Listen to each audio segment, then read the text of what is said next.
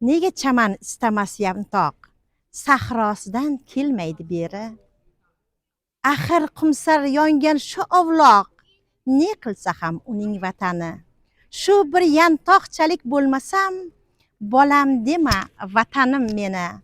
Mana shunday biz sevib, ardoqlab, uni onaga qiyos qiladigan vatanimizning, jonajon O'zbekistonimizning mustaqilligiga 35 yil to'lish munosabati bilan bugun mana ajoyib bir tadbir o'tkazildi.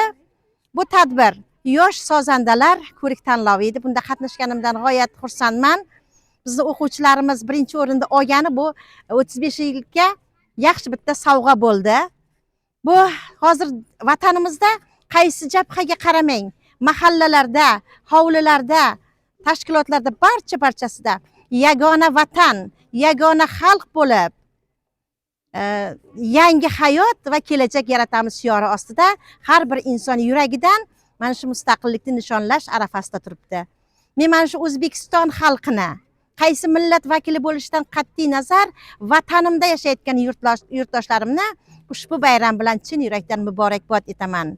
Dunyomiz tinch, osmonimiz musaffo, yurtboshimiz odil bo'lsin. Bayram barchaga muborak bo'lsin. Men Sherobod tumanidagi Kelajak markazining folklor to'garagi rahbari Sharofat opa Xidirova bo'laman.